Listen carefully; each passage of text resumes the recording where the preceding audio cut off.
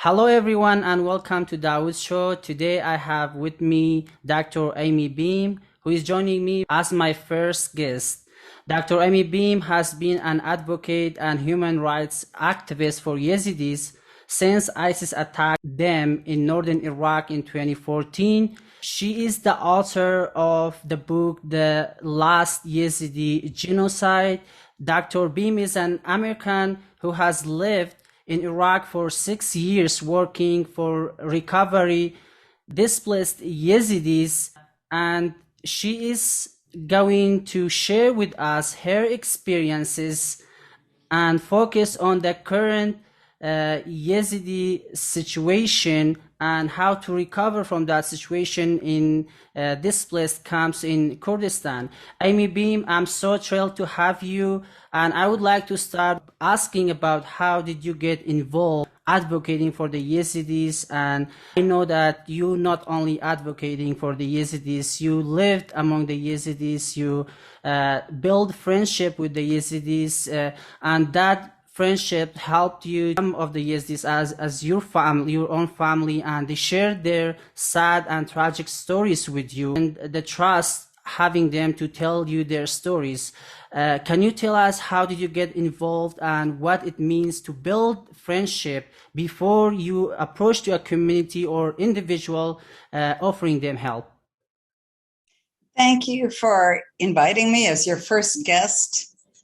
I hope that you launch a really good talk show series, and I'm sure you'll have thousands of people who tune in to listen all the time. So I'm really honored, and I'm honored to talk to you. I did not go looking for this story in my life. Really, I didn't go looking for it. I was just retired 7 years ago.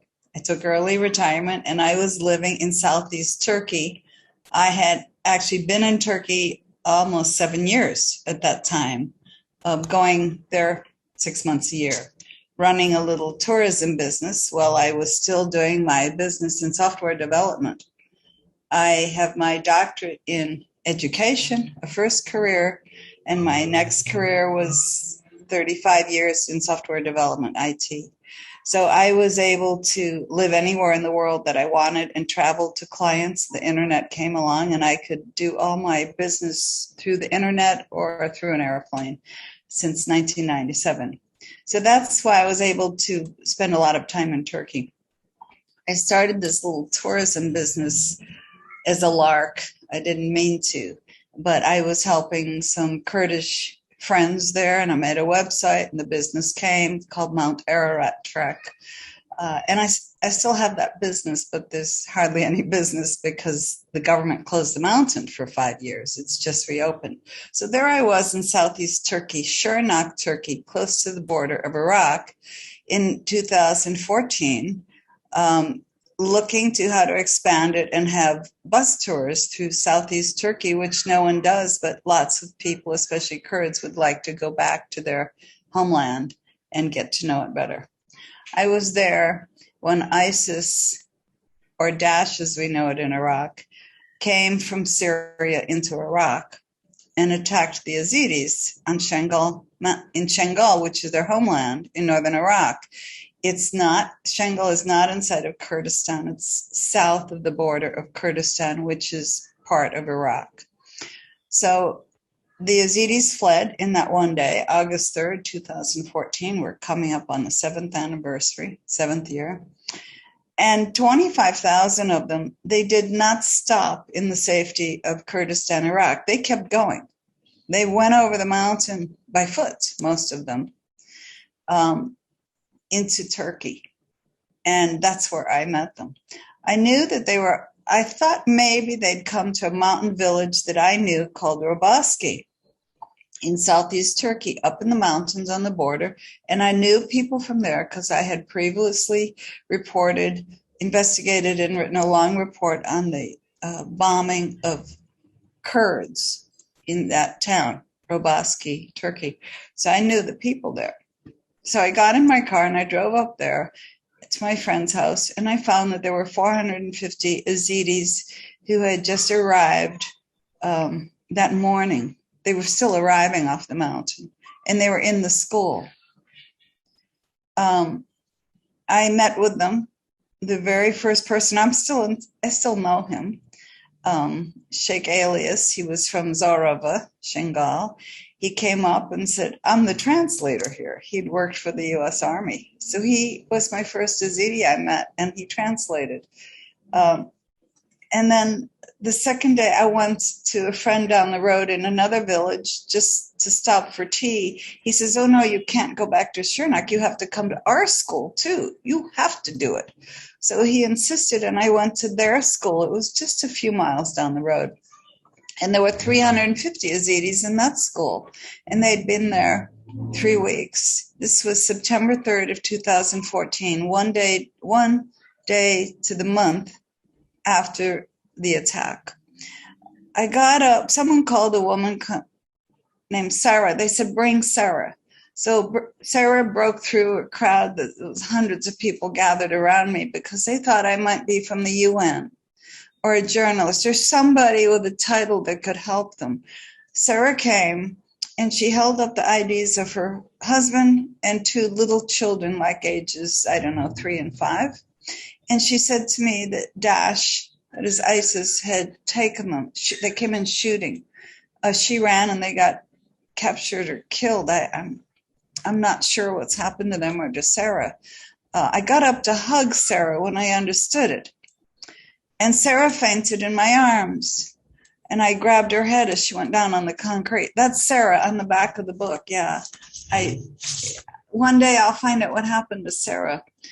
And then her mother fainted too. I didn't know it at the time. This is something that Yazidis do. They refer to it medically as a hysteria attack.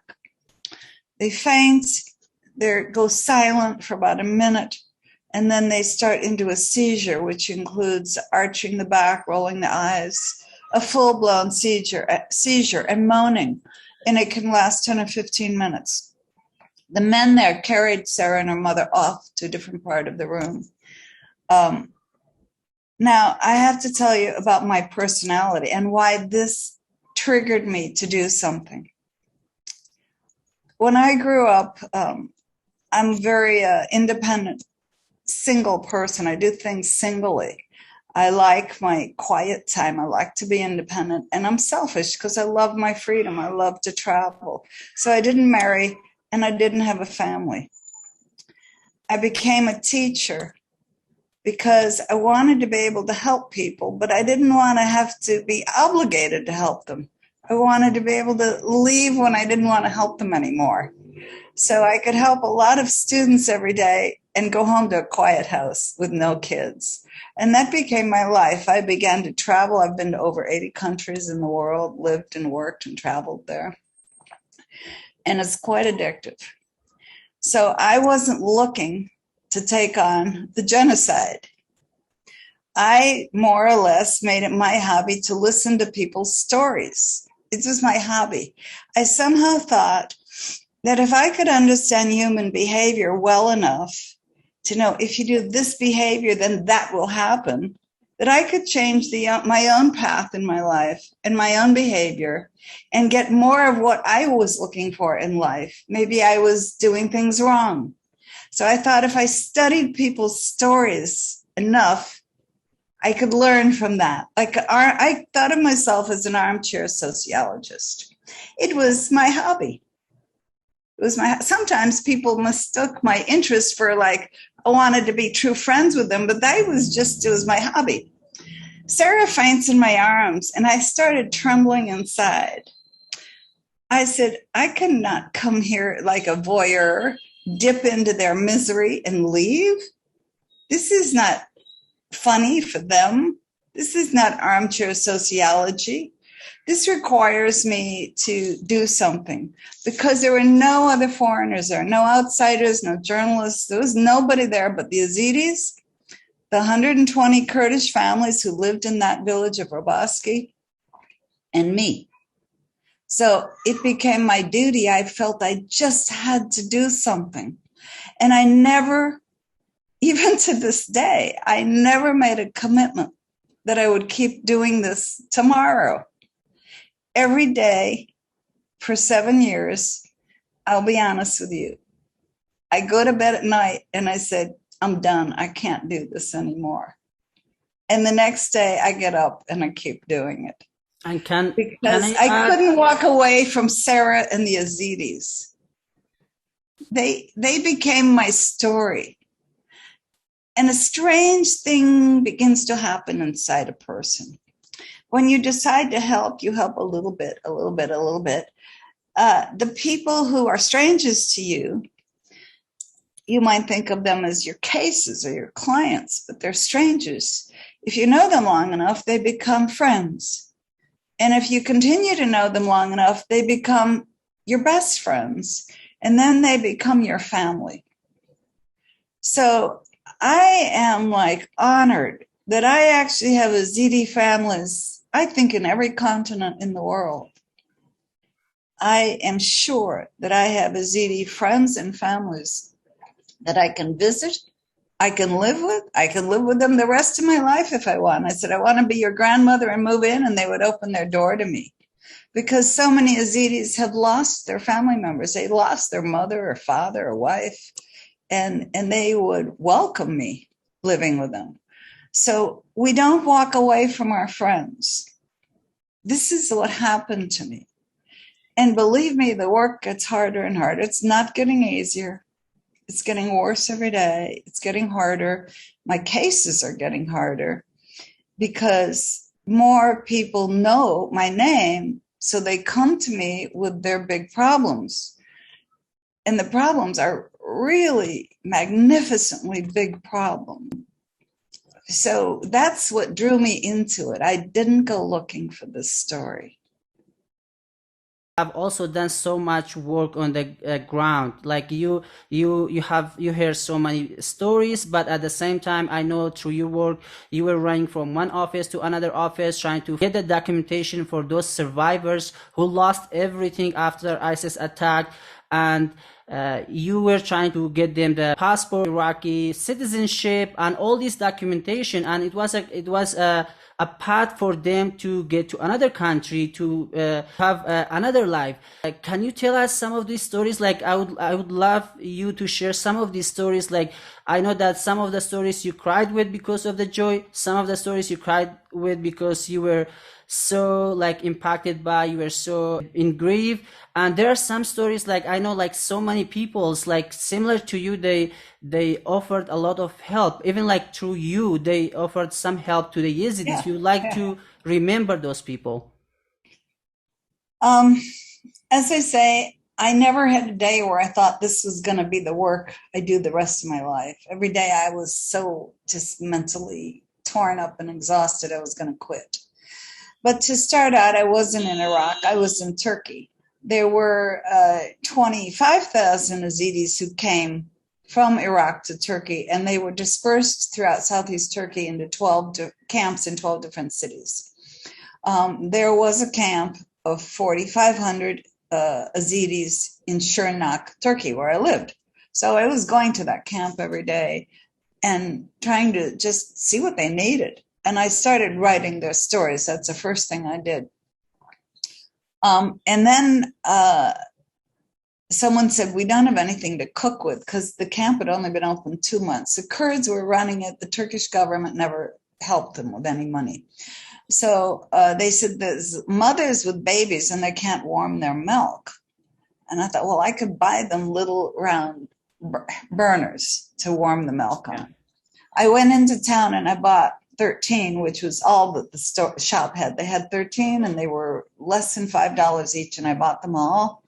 And I went back to camp and I said, no, we don't let anyone know we have these. We're going to go into one of the rooms. It was an old army barracks they'd fixed up. We're going to go into one of the rooms and test each of these to make sure they work. But the word got out. We did test them. The word got out. And when we went out to go find the mothers with little infant babies, I was inundated with about 100 people. It was 10 people deep around me, all the mothers, and they were holding up their kids, even 6-year-old kids say, I got a baby here.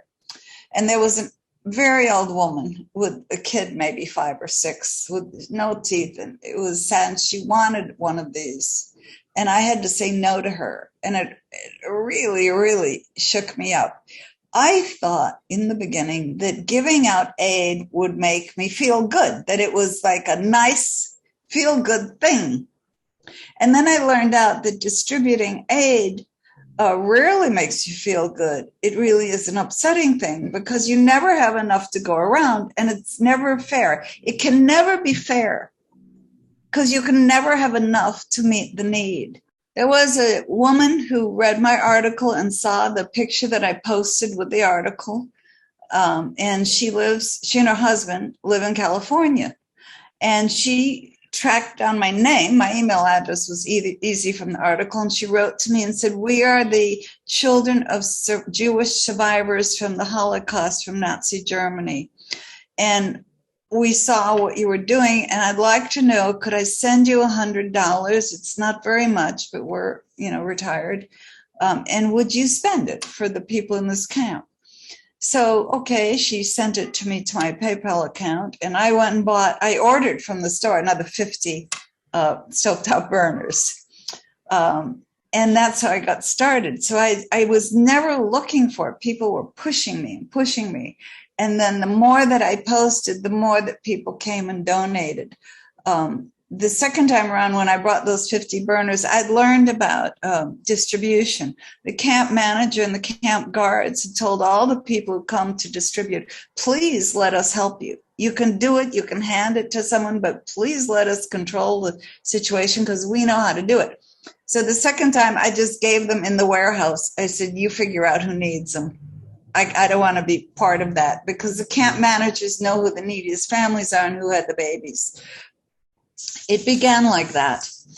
Finally, I went to Iraq after that. In early 2015, I went to Duhok, Iraq, because Yazidis were begging me by then to come there from my postings of what was going on in Turkey. I went first. Before I dug right into the work, I went to Suleimani, and I met two Yazidi judges there. What's his name? Judge Osman, I believe he was. They were the only two Yazidi judges in Iraq. And I said, "I'd like your advice." He said, "The stories you were writing are nice.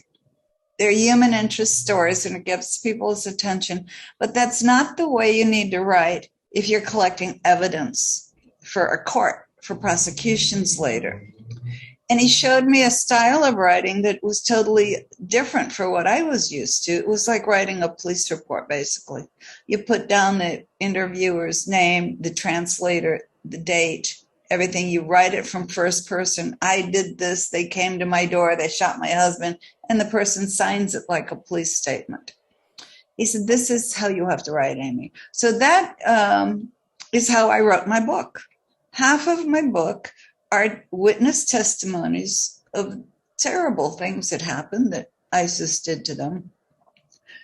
And I have to really thank the Yazidis because they were brave enough to let me use their real names. This is not a book of fiction. These are men and women and children. There were only, I think, two who were tried to be used as child soldiers by ISIS. And for their protection, I didn't use their name. And there were two other people whose families could be harmed because they were actually Sunni Arabs who fought against ISIS. And their village lost 200 Arabs. ISIS killed them. And for the safety of those people, I didn't use their names either. But for all the other Yazidis, I used their real names.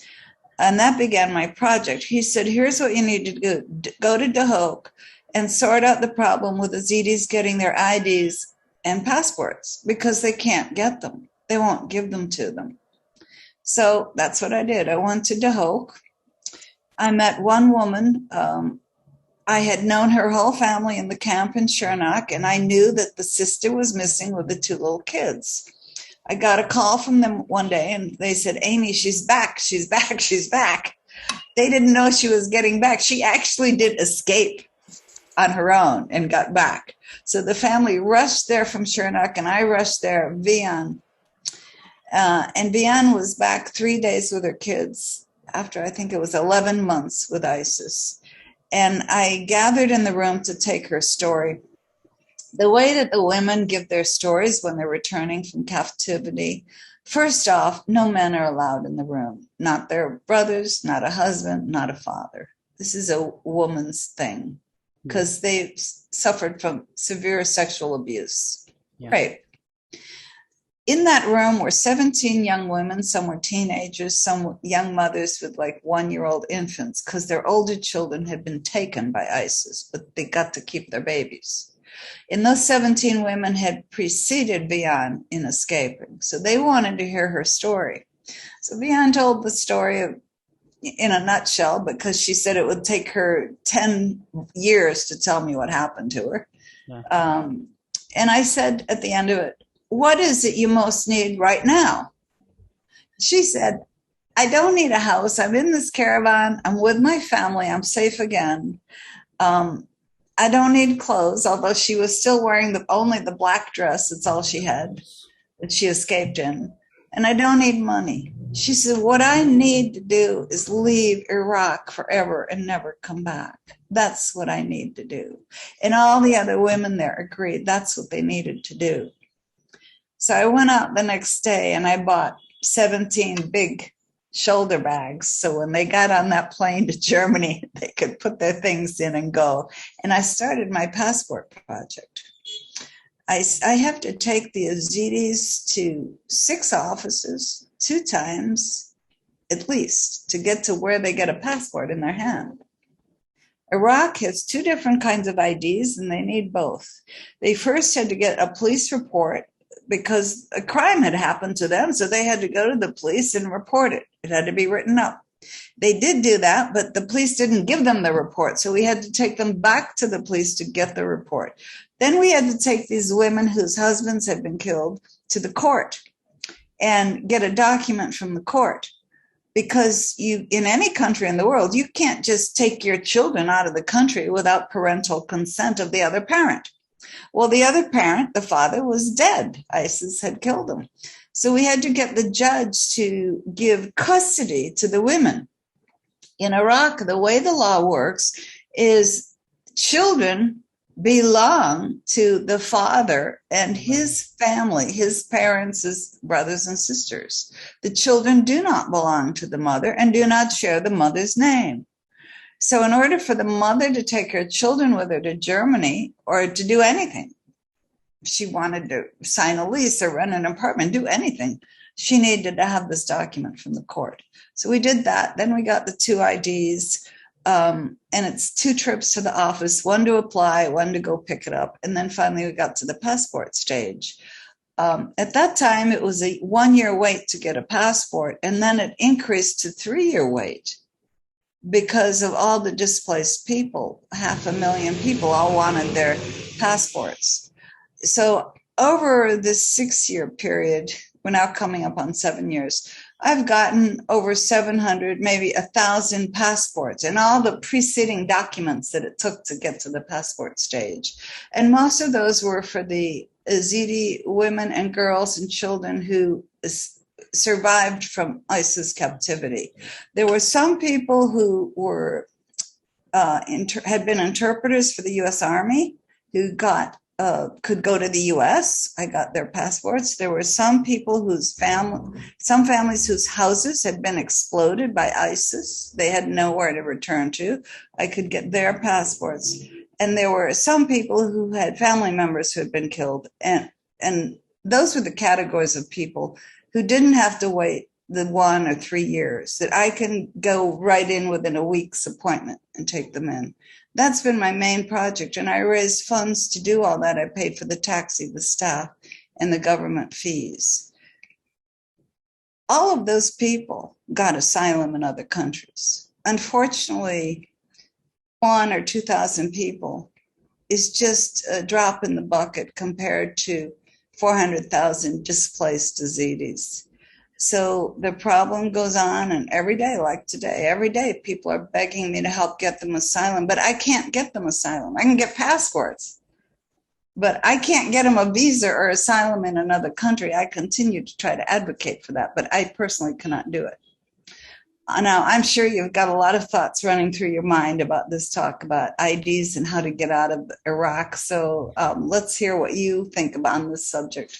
So, like, I know that just for one of us or for one family, it was like a really hard work to get your IDs and passports in Iraq. Like, even for my family, it took me like about 4 months to get my family's passports. You have like help over like 700 people, and I know and I understand how much work it needs to be done for that. Other thing I interviewed, it was record from the survivors that I had to translate to English and Arabic for them, and most of the survivors, and I think it's not something like surprising, most of them, their only demand was to get out of Iraq.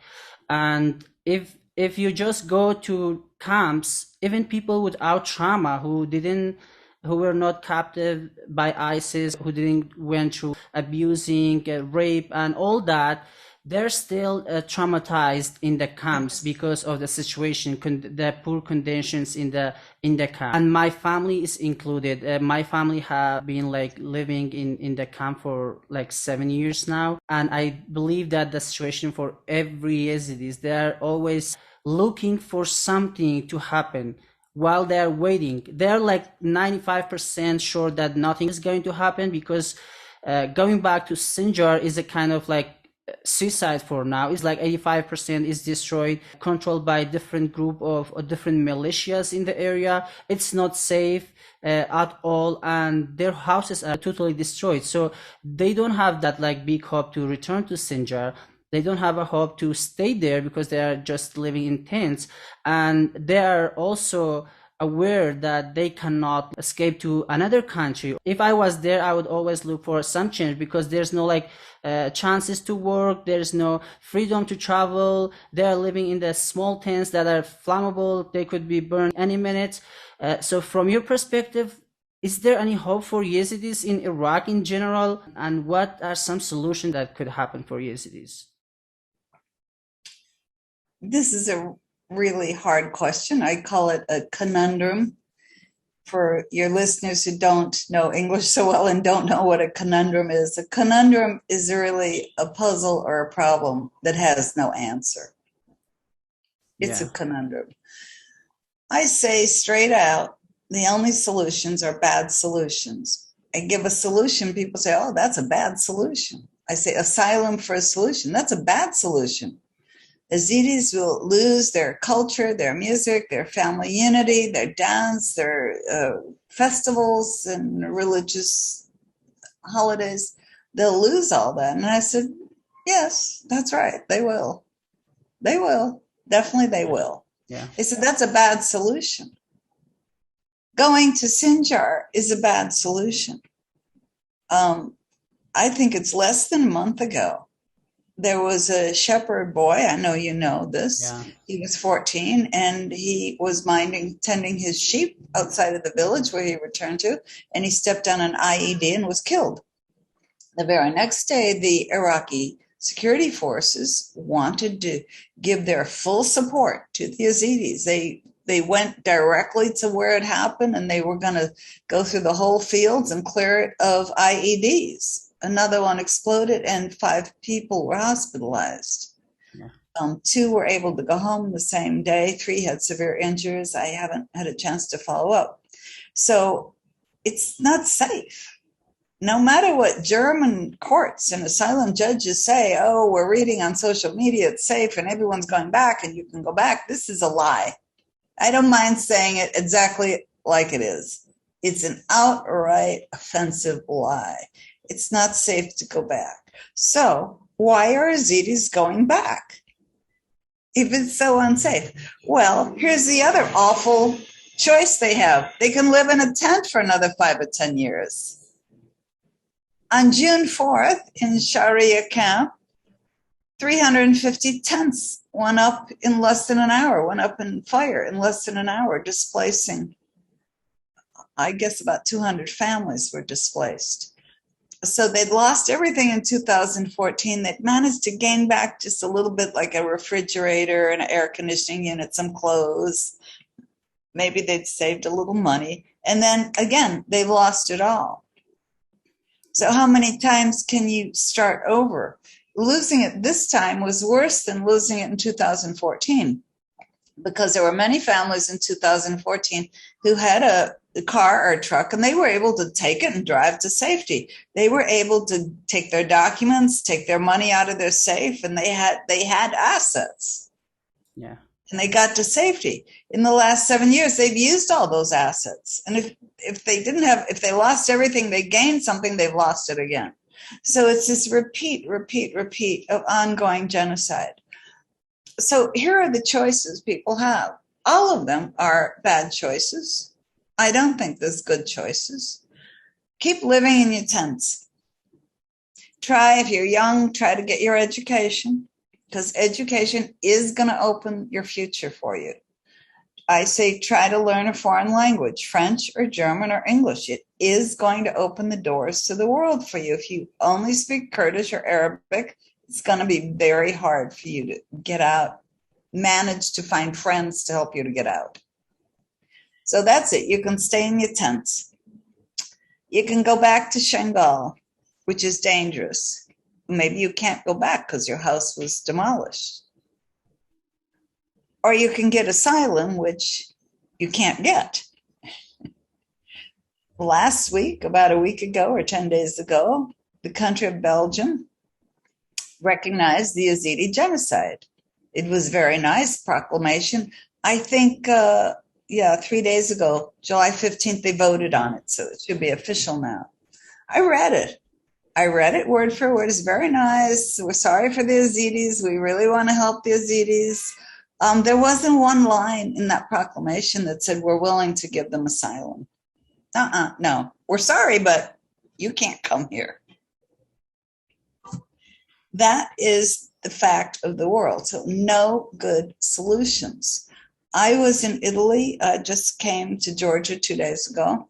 I was in Italy for 3 months, and I will go back. I was trying to investigate ways that possibly we could get asylum in Italy for the Yazidi families. And I met with an NGO called St. Egidio. They're a large international NGO, and they have signed agreements with countries, Lebanon and Belgium, for what they call humanitarian corridors.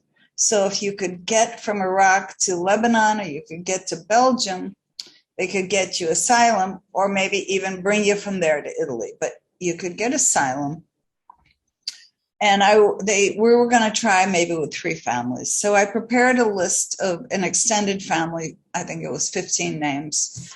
And they actually had a sister living in Holland. So this was going to be perfect for them. I sent it to San Egidio and said, we've got bad news. The humanitarian corridor to Belgium is finished. And she was off to Lebanon trying to sort out the problems with the humanitarian corridor in Lebanon. It's like done. About, again, a week or 10 days, 1 or 2 weeks ago in Rome, I think it was June 10th in Rome, there was an international conference hosted in Rome to deal with what would the countries do now after ISIS was so-called defeated, officially defeated. I think there was acknowledgement that ISIS has gone underground. The ideology is really not defeated. There's cells and it's still dangerous. I think the countries did acknowledge that. But the outcome of that, which I'm seeing in all the media with all the different countries and their politics, is we're tired of the Middle East. We're done.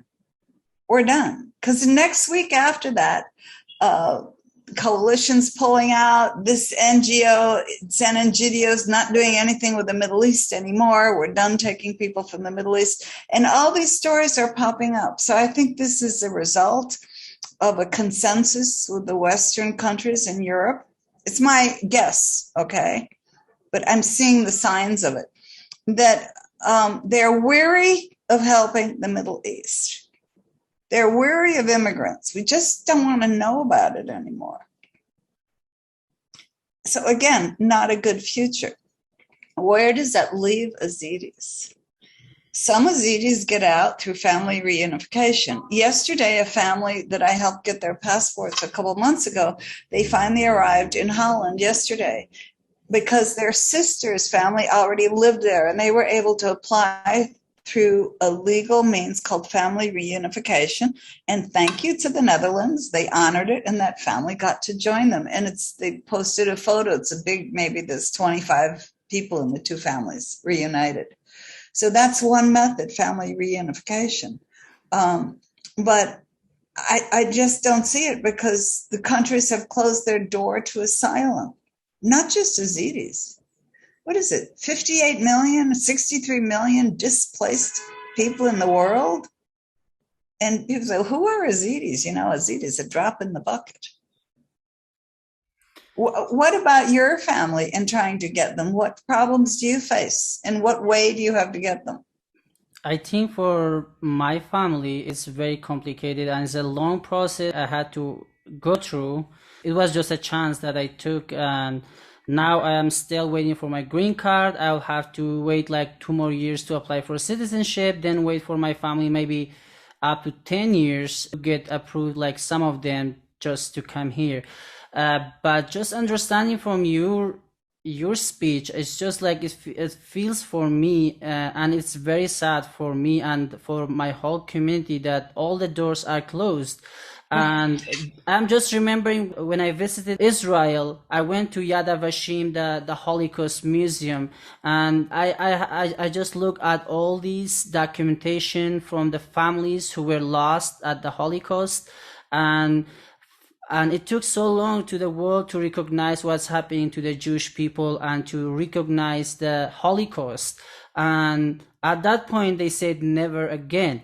So I told my friend who was also a journalist that they were saying never again, but they just let that happen again to the Yazidis. And at this point, from your speech, I see that there's like a very tiny humanitarian help, like bringing few families to Belgium, or like Belgium passed that resolution to support the Yazidis, I think to provide the resources to rebuild Sinjar, to support the survivor of the genocide. So there is recognition of the Yazidi genocides in Europe and even US, but they are not doing anything to save the Yazidis. Like they're just basically leaving Yazidis to face whatever they face. And as a result, like if you just go back to the history, Yazidis as a unique and as a minority in the Middle East who are non-Muslim, they used to be like 100,000 in Syria, in Turkey, and now we have only like few families in Syria and Turkey and Iran.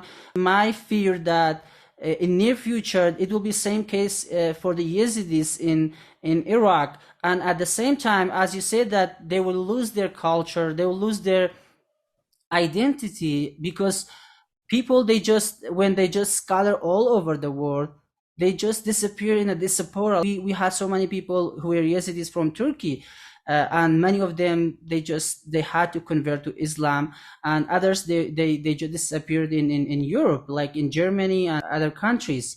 So it's just I just feel disappointed that this is happening to my community, and my community is facing circumstances while the world is watching. And do you think that there's anything that we as a Yazidi can do for our community? I do. I have so many thoughts. Let me see if I can get all my thoughts lined up about what I want to say on this issue.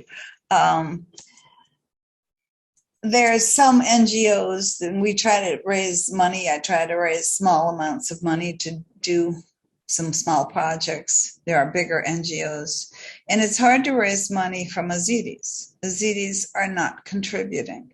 Some are, but most aren't. And I'm talking about the ones who got asylum and or got asylum in 1980.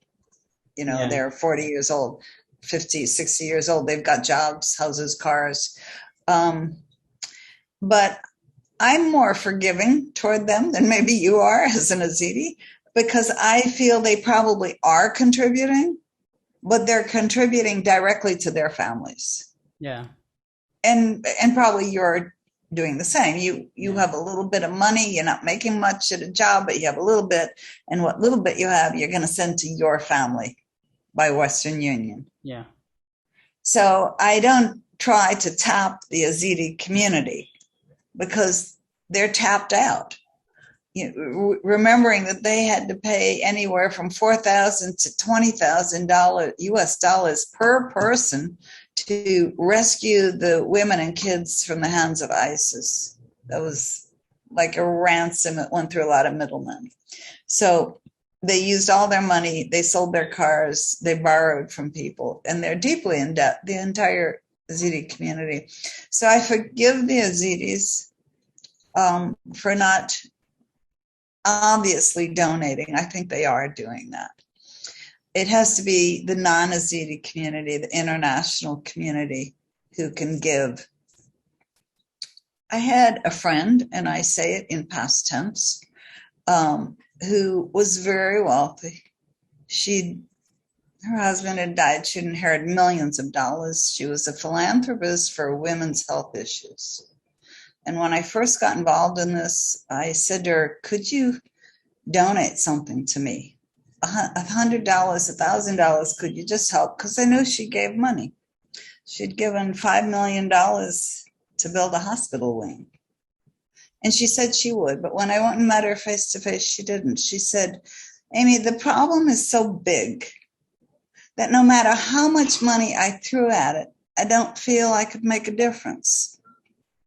So she never gave $1.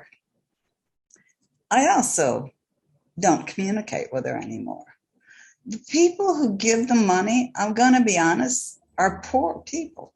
They're retired, they're on fixed incomes, they're single parents, working parents. They give because I guess each person has their inner motivation. You know, they don't need an $8 Starbucks cup of coffee. I can't bring myself to buy even expensive food or anything out because every $5 I spend, I said, that's a family I could feed today. So I've become a real minimalist. So people can donate in small ways, but they don't have to donate to an NGO or a charity. They can just go online on social media, Facebook. There's dozens, maybe there's hundreds of groups now supporting Yazidis. And they can look at all the people who follow the friends, and they can make friends. Yazidis really want to make friends. I had a message today from a family just about an hour ago. He's been trying for a couple of years to get his family out. And he says, it seems to me that I need to make more foreign friends. I have to keep making foreign friends until I find a way that someone can help me. Maybe they know someone, maybe they can sponsor them, maybe they can say, if you can get here, we'll give you a bedroom to live in until you get on your feet. He needs to make more foreign friends. And I really encourage the non-Yazidis who are listening to this show to reach out and offer friendship. Just offer some friendship. A lot of people write and say, what can I do? And the first thing I say, can you be a friend? This stymies them, because I think they have some notion that they would go to Iraq and sit in a tent and hold a woman's hand and cry with her because she got raped. They don't want to talk about when they got raped. They want to talk about how they're going to feed their kids, how they're going to get out of the country. They don't want to bring up the trauma that's behind them. They don't want to bring that up. They need to fill out application forms. I spent all day yesterday and today filling out application forms that are long and complicated of job histories for 3 different Yazidis. They're working with telephones. These forms are really complicated PDF forms, and they just can't fill the form out on a phone. So I've gotten on the phone and helped them, and I'm filling their forms out for a deadline for a job posting. It's one of many, many things I do, and that's something that people can do anywhere in the world just out of friendship. Yazidis want to learn English and French and German, but lots want to learn English, and they've taught themselves English, reading and writing, but they don't have anyone to practice it with. So if they just had a friend who is willing to talk about anything, the weather, the movie, your kids, this would help them along. I'm during the day talking to people. I talk to at least 10 Yazidis a day, at least. And a lot of them, they just need to cry. and they just need me to lift their spirits a little bit and let them know I care and say, don't give up hope, even when I can't offer help to them. But that gives them hope. So they need friendship. This is what displaced people all over the world need. They need validation to know that there's people in the world who know they exist, and they need friendship. Friendship leads to amazing things. I quote, gave an Yazidi family to a single woman in Canada, a nurse raising her daughter, maybe 4 or 5 years ago, really. She wanted to help. I said, could you be a friend? And I gave her this family, and he was a translator. About a year goes by. A few times we kept in touch, little email. A year goes by, and she contacts me. She says, Amy, I'm about to do something I've never done in my life. I'm about to send $2,000 to this man. I won't name the name. And I've never donated more than $100 in my life to anyone or any cause. Do you think he's scamming me, or do you think he's really going to use this money to go to Greece with his family? And I said, oh no, I know him very well, and he's really going to use this money. So she sent the $2,000. He got on the rubber dinghy. Thankfully, they didn't drown. They made it to Greece.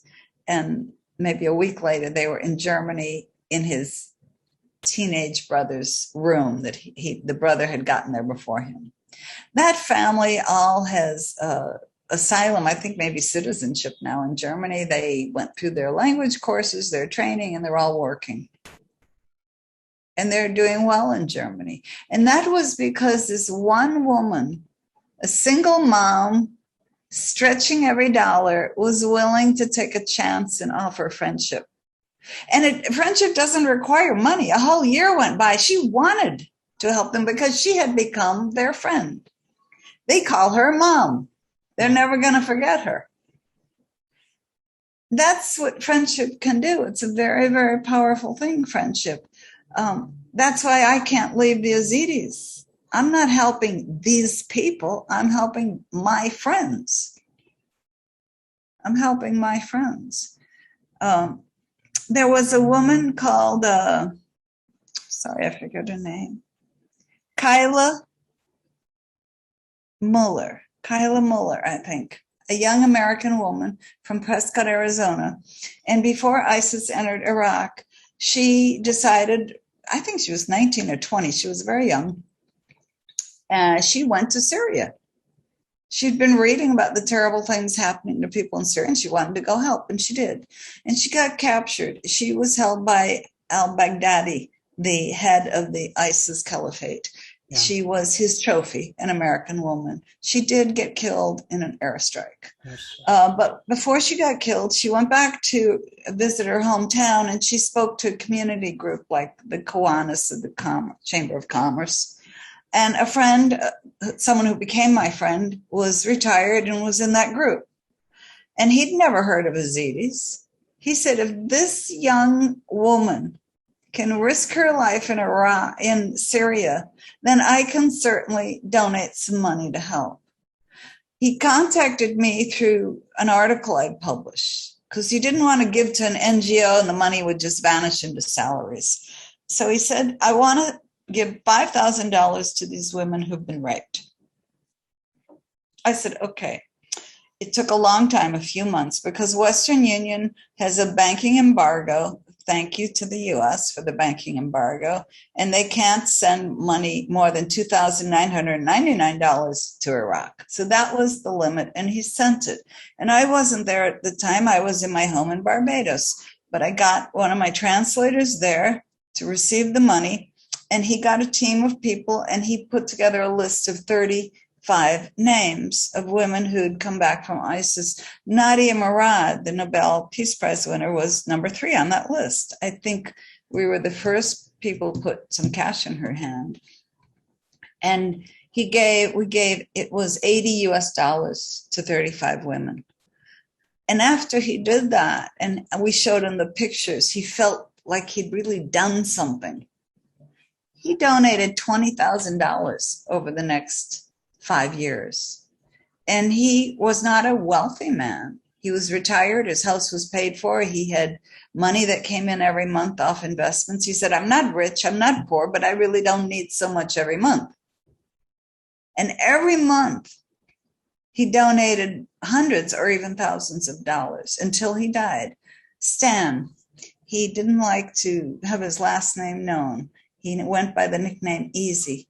And I write about him in my book. So if we had more people like Stan who said, I can make a difference in a few people's lives, instead of my other rich, unnamed former friend who said, no matter what I spend, it won't make a difference. If we had more Stans, the world would be a better place. I totally agree with you. People could just help one person, just each person, every single displaced person needs a friend who will help them solve problems. One thing that I'm really concerned about, like, I know that there is no short term for the Yazidis, except that we Yazidi contribute to our community, helping our community by making friendship, asking for help at the moment, because there are no other solutions on the ground. But at the same time, like, there are so many countries that recognize the Yazidi genocide. Like, do you feel that there will be like some kind of like formal recognition, like the Jewish Holocaust, like in long term, in future, or you just feel like they're passing this resolution showing empathy with the Yazidis, that small minority has been persecuted? It's just like that, or there will be like solution or recognition, formal recognition in future? I am not optimistic. I'm not optimistic about a good recovery in Shingal. Some people will go back. A lot of people have gone back. Maybe most of the 200,000 will go back. So you would have another genocide knocked down from 500,000. Now you're down to 200,000. Maybe there will be another one.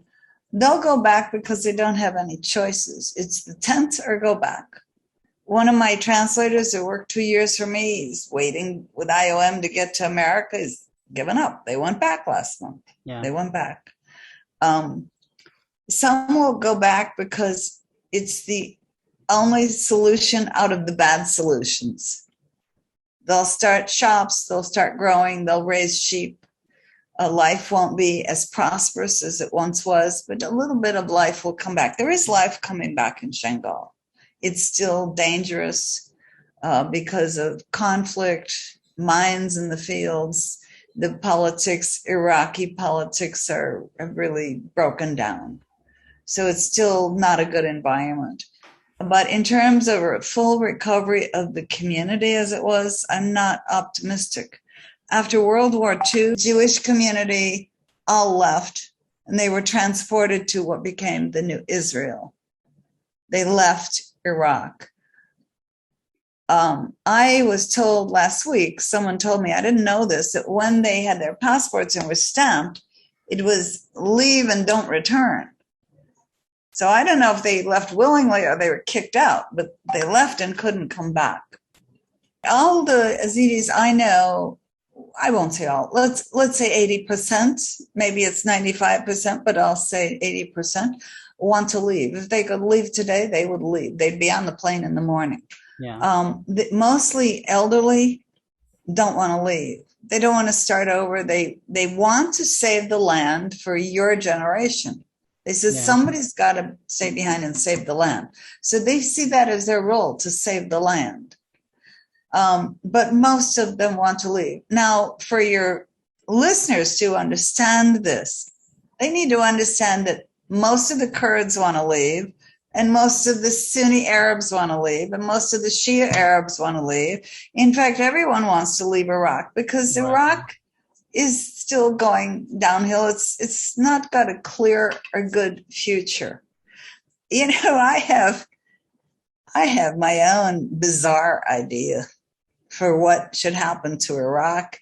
And I know it sounds really, really out in left field and really crazy. And people say, Amy Beam is just crazy. It's bizarre. But if you think it through, I think maybe it's a path in the future. I think Iraq could become the first corporate state in the world. What's in Iraq? Oil. Who wants to be in Iraq? Oil companies. Why don't you say, look, you can buy it, you can have it. pay every single person $250,000 and say, get out, goodbye, leave. Believe me, everyone would pick up the money and leave. Yeah. The problem is the other countries won't let them in. If the other countries would absorb the population of Iraq, 40 million people would be gone by the end of the year. And who would run the country? The oil companies, oil executives. That's what all those high-rise condos were built for in Erbil. When I went in 2015, they were $1 million condos, $1 and $2 million high-rise. Nothing fancy, just high-rise, very expensive. I said, oh, this is built for the oil executives who are going to steal the wealth out of Iraq. When they were doing all their contracts, when they were in the military occupying Iraq, they all invested in these oil companies and they all thought they'd get rich. They didn't know that Iraq was going to get worse and worse. They lost their money. You know, a lot of oil executives and oil companies withdrew and they've lost their money. Those condos sat idle and empty, not selling. But that's my idea. Who would vote? Who would have rights to vote? If it's a corporation, then the shareholders would be the voters.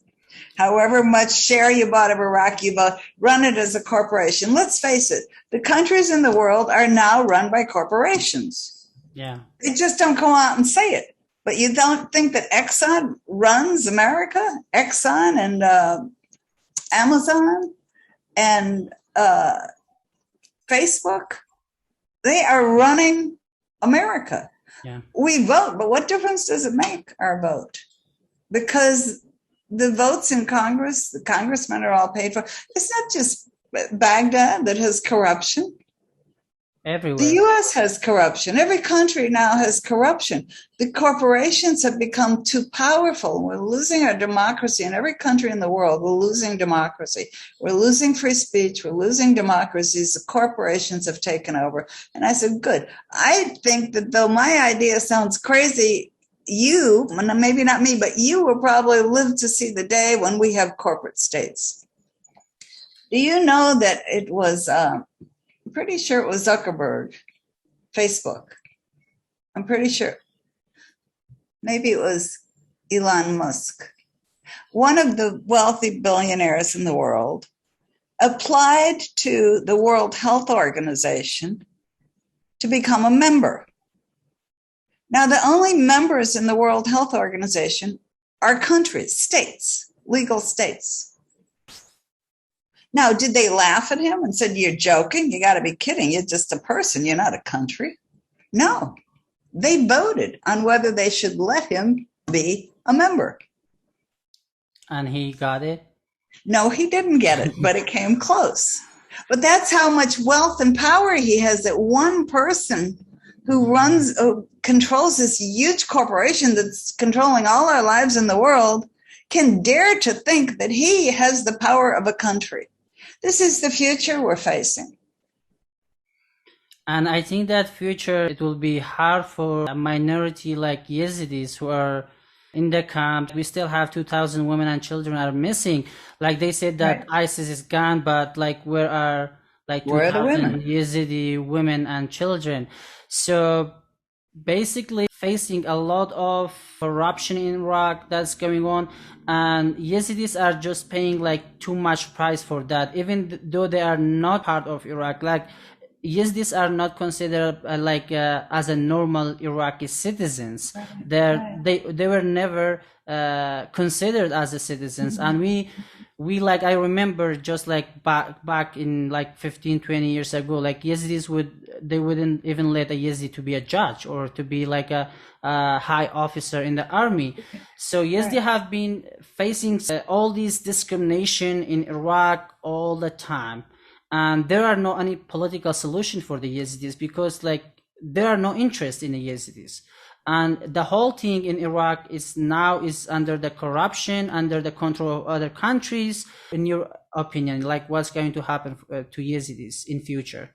I think most of the people in the camps will end up going back, not because they want to, but because to Sinjar, it's a little better than the camp, than a tent. If they can just get a little way to have a livelihood, they will go back, like farm vegetables and grow their vegetables, or get 10 sheep and then it's 100 sheep. if they can find a way, they'll go back in order to get out of the tent, even though they want to leave. So all the people I talk to, even the ones who went back, are still trying to leave, but they just can't tolerate the tents anymore. Every week I'm talking to people who went back, and they're taking a big risk because they're not sure how they're going to eat. I think that's going to be what happens. I talked to someone yesterday where she's on a list for asylum. We've got a short list of 15 people with very, very hard stories to get asylum in France, and we're waiting on the process of visas. She's crying and saying, I've been waiting 2 years. I said, yeah, some people have been waiting 10 years. And her brother and sister, who are younger, refused to go to school. The sister's 14 years old. The brother's 17, hasn't gone to school since ISIS attacked. I said, do you really think that a foreign country wants ignorant people who can't read and write, who didn't go to school? 14 years old, it's been 7 years, she's never gone to school. And she won't go to school. The parents are dead, so there's no parental. And then there's really no schools to go to. It's hard. But she says she's waiting to get to France and then she'll start. But this is the wrong attitude. So many Yazidis in the tents are sitting down waiting. They're waiting and waiting and waiting. They're going to wait forever. They've been 7 years waiting. You have got to stop waiting. You have to believe. You can work to find a way out, but while you don't find a way out, you have to keep living your life. Work as if this is going to be your life. Go to school, go to university, try to get a job, try to create a business because there's no job, so create a little business. A little print shop selling tomatoes, create a little business to make a little income. And live your life as if this is your life. Stop waiting. When I talked to Yazidis in Shernok camp in September 2014, they'd been there 2 weeks. They were all asking me, when is someone going to come to us and tell us where we're going and when? They thought they were going to rush off to Europe in 2 weeks. I sort of thought maybe they would too. I didn't know how cold the world can be. But I told them, I said, no one's coming to your rescue. And the sooner you can understand that and get it in your head, no one's coming to your rescue, the sooner you will stop waiting. The worst thing Yazidis can do is sit and wait. The most valuable thing a person has in life, well, from my perspective, I don't have children. I guess the most valuable thing is your children. After that, the most valuable thing is time. Time is the most precious commodity you have. You'll look back and say, my God, we had 7 years in a tent. We had nothing but time on our hands. We just had time and time. Did we learn a language? No. Did we finish school? No. Did we build a business? No. We just sat and waited. So you're waiting away your life, and this is a big mistake. Stop waiting for rescue to show up, because it might not, and it probably won't. Keep working for it, but stop waiting. You have to enable yourself. I am the granddaughter of a refugee, and I never thought about it until I worked with the Yazidis. I never thought I'm a refugee's granddaughter. People said, what will happen to our children and our grandchildren if we go to another country? I said, they'll be fine. They'll be fine. Your life, you're never going to fix what happened to you. You're not going to get back what you lost, but you can start something new. But your children who are little, they're going to be okay. And your grandchildren are going to say, Grandma and Granddad came from Iraq. They were Yazidis. Yeah. But what are they going to be? Your children are going to be American. Yeah. They're going to grow up American. You're going to pass on your culture to them, but they will be American. I was an American. My grandmother left Italy at age 19. Economic refugee, got on a boat, sailed to New York, and her brother said, you're going to marry this man, my friend. So, okay, she had to marry him. And she had 5 children, and one was my mother. My grandmother at 19 never saw her mother and father again, never saw Italy again, never saw the beautiful ocean of Salerno, Italy. She lived in an ugly town, Cleveland, Ohio, a steel mill town. And she never stopped talking about Italy all her life. So my mother passed those stories on to me. It wasn't until I was almost 60 years old I began to feel I had roots in Italy. And then when I met the Yazidis, it began to occur to me, but gosh, I am the granddaughter of a refugee. So this is what's going to happen. It takes 1 to 2 generations to recover, and you will recover. I don't relate to an ethnic clan or religion, not even a nationality. I don't even care to say I'm American. I just like to say I'm a human being. I'm not religious. I'm really happy to be a human being and a humanitarian. And that's my advice I give to Yazidis. Be happy to be alive, be a human being, love your children, enjoy your music, enjoy your food, enjoy your dancing. You don't need money to do that. And make use of your time. Stop waiting and wasting your life away. My other thing is that like we have now a big community like in different countries, like we have in America, in Lincoln, Nebraska, we have like very big community in Germany.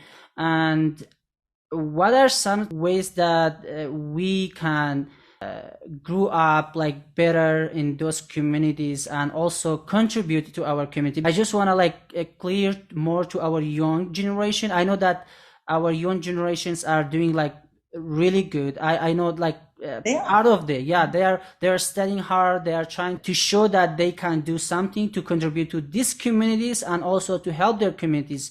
And what are some like better ways that we could give more to our community, because they are like in distress in Iraq? There are ways. I think that the Yazidi community has to advance into the 21st century, socially and culturally. Sometimes I say to my Yazidi friends, they complain about the Muslim culture. I said, oh, you're Muslim. You converted to Islam and you don't even know. They said, we did not convert. I said, yes, you did. You dress like them. You think like them. You're prejudiced like them. You suppress the women like them. You did. You don't even know that you absorbed the culture that you lived in. Because the Yazidis, of course, are surrounded. They live in the Middle East. It's an Islamic culture.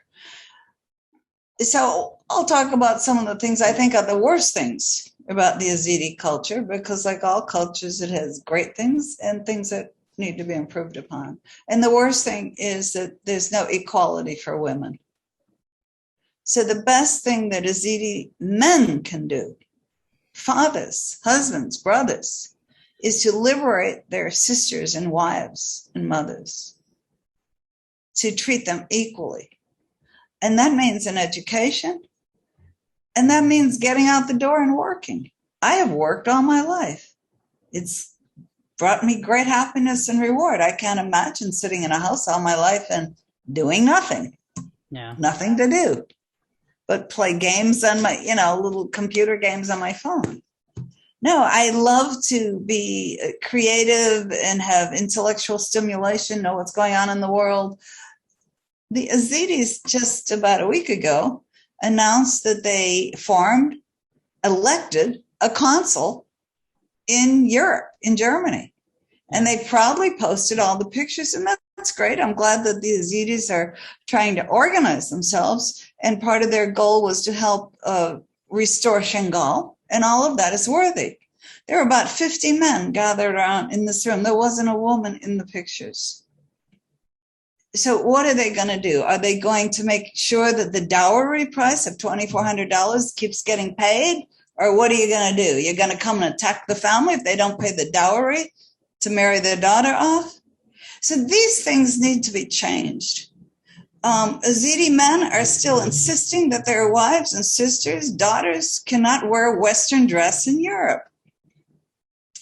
They want them to wear their long Kurdish dress to the floor and cover their arms down to their hands, and a whole set of things that are very oppressive and very conservative to oppress women. The best thing Yazidis can do is stop oppressing women. Start having 50-50 on the consuls, and I would say the way the Kurdish do in Turkey. Everything is 50-50. Every Kurdish town is two mayors, a woman and a man. Every consul, everything, 50% women. It's a liberated movement. The YPG movement, YPG and YPJ movement in Syria was a movement of women's liberation. So women themselves and teenage girls themselves, they have to stop thinking of themselves as someone's going to take care of me. I'm going to get married. He's going to come to the rescue and I won't have to do anything but cook and clean and have babies. You know, once you start doing that, that is not so exciting. Cooking and cleaning from morning till night and taking care of babies. It's nice to have a family. I think people should have families. But women are smart. When you're born, whether you're born a man or a woman, you have the same level of intellect. And I want to see the young Yazidi women use their intellect. And they are doing it. The younger generation is doing it. I know there's still most Yazidi men, they punish the women if they show their face on Facebook. They can't have internet. They can't have Facebook. They can't talk to people. Who are you talking to? The jealousy is outrageous, outrageous, powerful control and jealousy over women.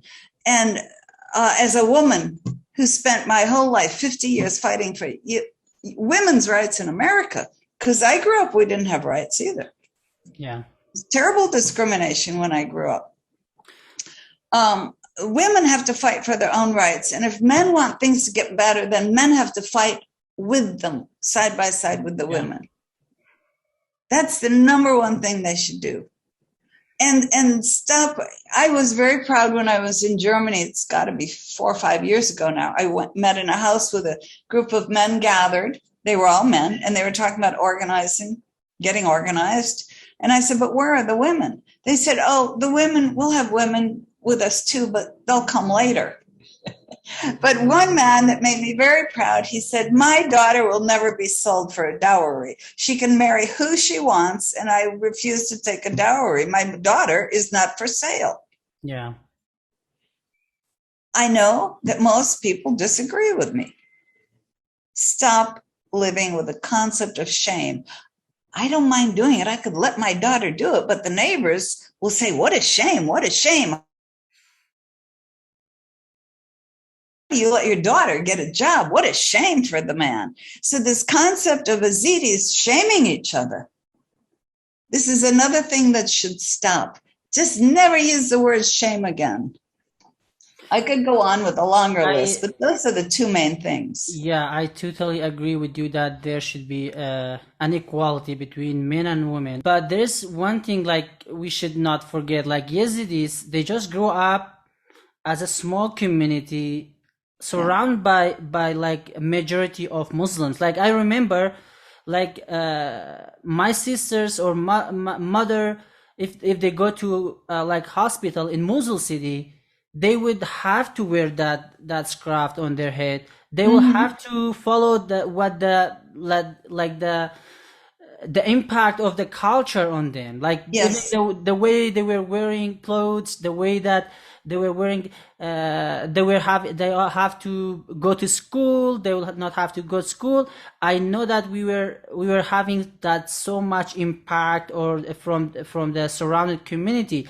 Like I haven't seen anything like in I'm not religious, I don't read, but I don't see anything in Yazidi religion of saying that women cannot go to work, women cannot go to school, women cannot have independent life, women have to wear the scarf. And Yazidi community, like in these foreign countries, like I see that the young generation, like my age, the women and men, they're mostly like they're equal. I have seen like in America they're equal, except like for some people who were like older and they moved here, they just like they became 40 or 50. It's hard for them to learn language. It's hard for them to work, to find the ways like to change her life, like because they are already like over 40 or so. So this is so hard to change their life.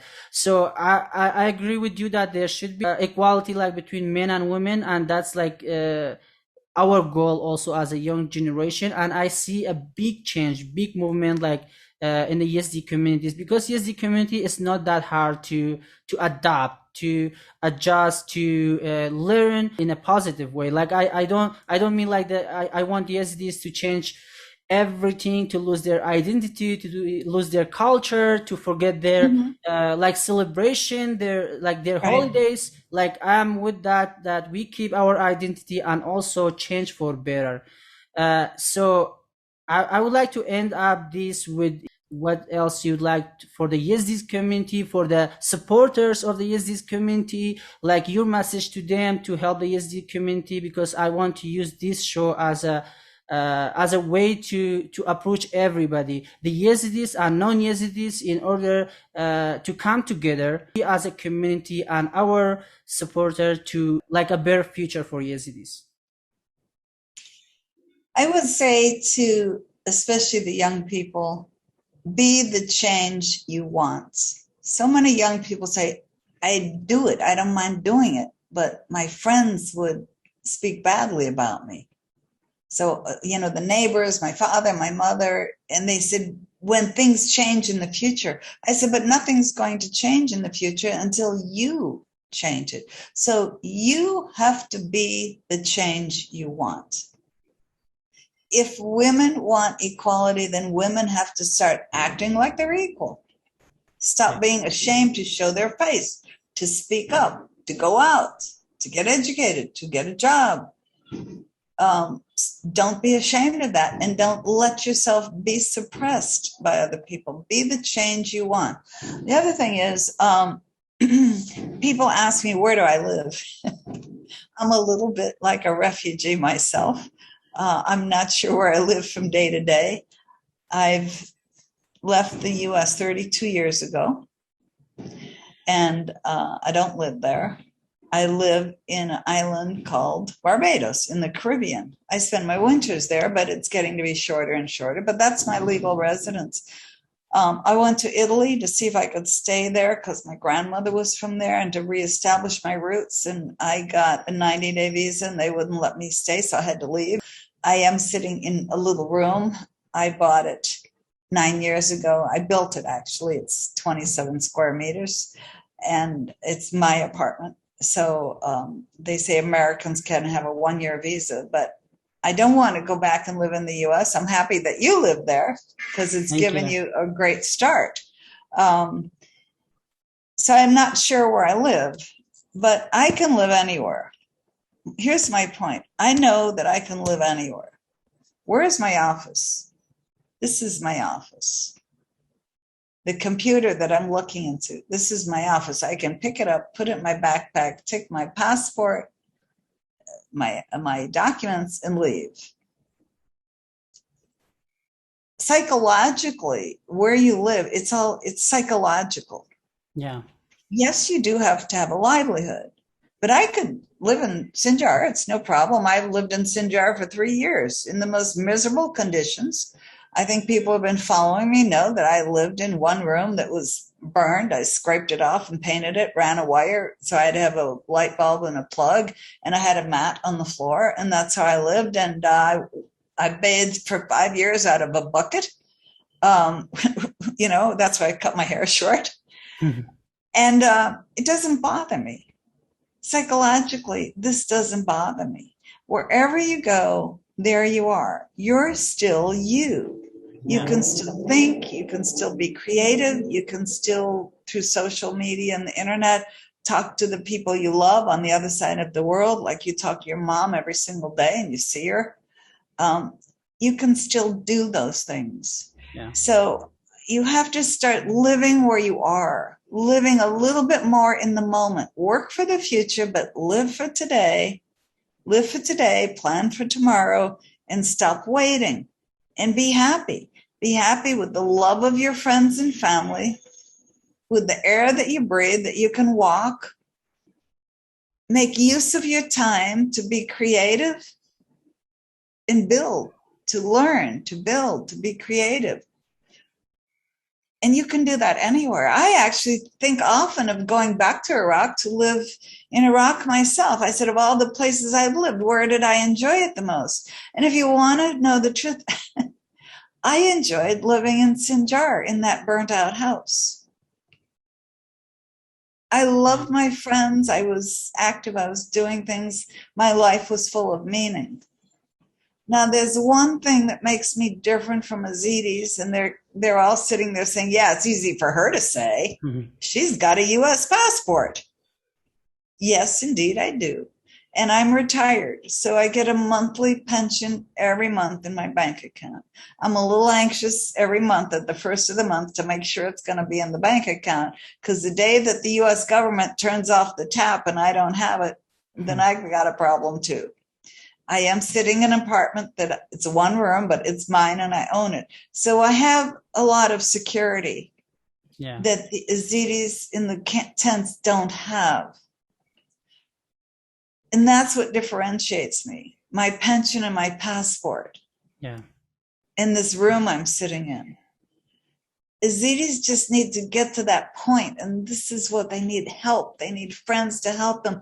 They don't want charity. They don't want welfare. They just want to support themselves. They really need foreign friends to reach out and help them. And when I say help, you can start a little shop. If you've got $2,000 or $4,000, you can get a shop to rent the size of the room for a year. You can spend $2,000 on equipping it, whether it's a hardware store, a paint store, a shoe store. And you can get in business, and maybe you can make $200 a month. At least you can feed your family.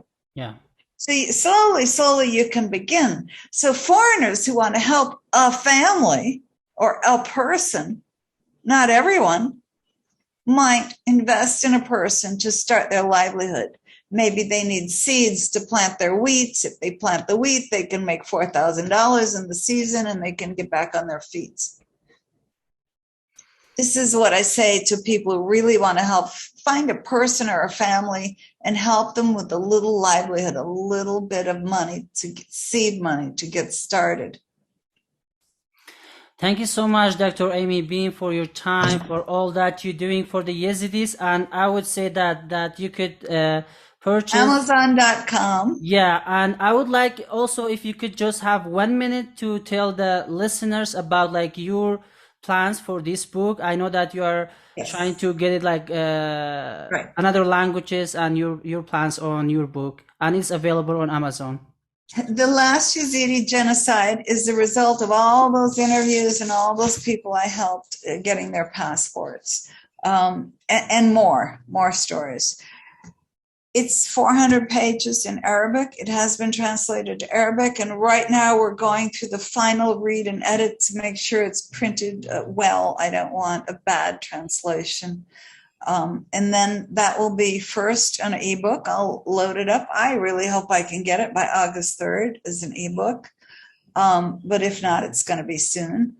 And then I will get it approved in Baghdad. It has to be approved by the Minister of Culture and assigned a registration number so it can be printed in Iraq and distributed. I've got a publisher in mind to publish it for the Middle East.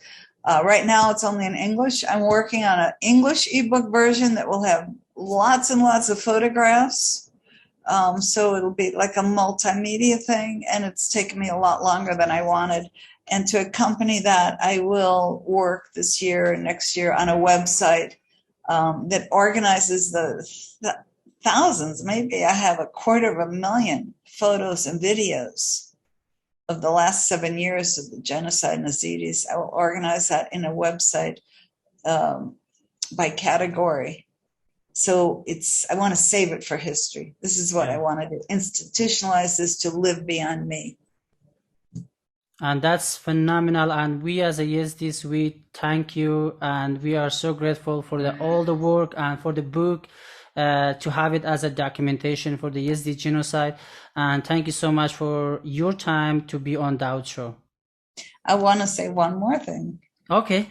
When I think about the happiness in my life, because I ride life like the wave goes up, ride it while it lasts, and down it goes, and up you go again. That's life.